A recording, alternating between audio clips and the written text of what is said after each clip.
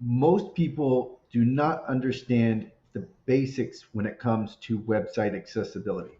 So if you can help provide information on the very basics, the essentials that people need to know about accessibility and the marketplace, then you can provide a lot of value as a consultant. So on the screen with me is a document that says 5 ways consultants can provide value. And now let's go through those bullet points. The first is by dismissing overlays. So overlays are very, very simple. The concept is very, very simple, but people have bought into them, and overlays have caused so much harm, and wasted so much money and wasted so much time. So the overlay vendor messaging is a lie. And what has happened is marketers have picked up on this, and lawyers have picked up on this, and they keep repeating these lies that you can instantly make a website accessible by simply installing this plugin, app, software, toolbar, etc.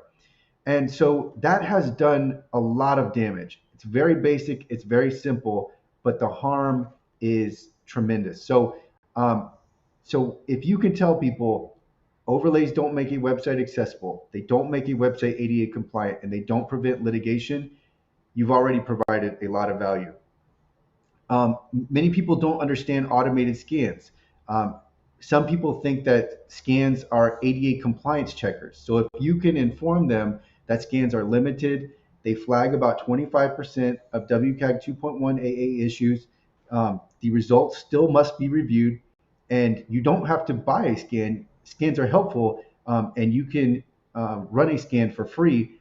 That will save people a lot of money. Also, many people are reluctant to even look into the web content accessibility guidelines, and they will only read of them, but they don't actually understand them. So if you can help people understand what WCAG is, what some of the different success criteria are, you can make accessibility more real to them and help them understand what we're doing with a website and why it makes a difference.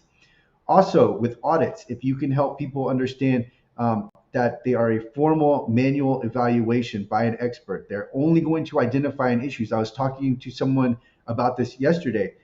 She wanted several audits, and I asked her, okay, I can provide these audits, but you do realize that the audits themselves do nothing, right? You still have to remediate.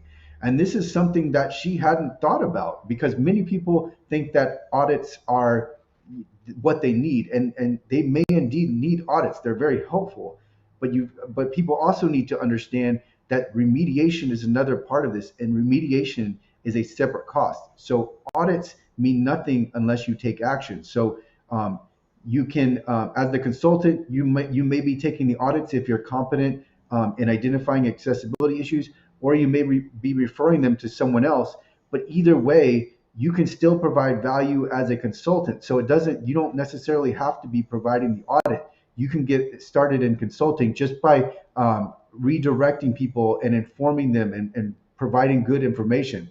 Similarly, with remediation, you can help in curating reliable freelancers, because this is something that takes time to do. And you have to be able to sort through the pretenders to the people who can actually find, or not find accessibility issues, but actually remediate code to be accessible.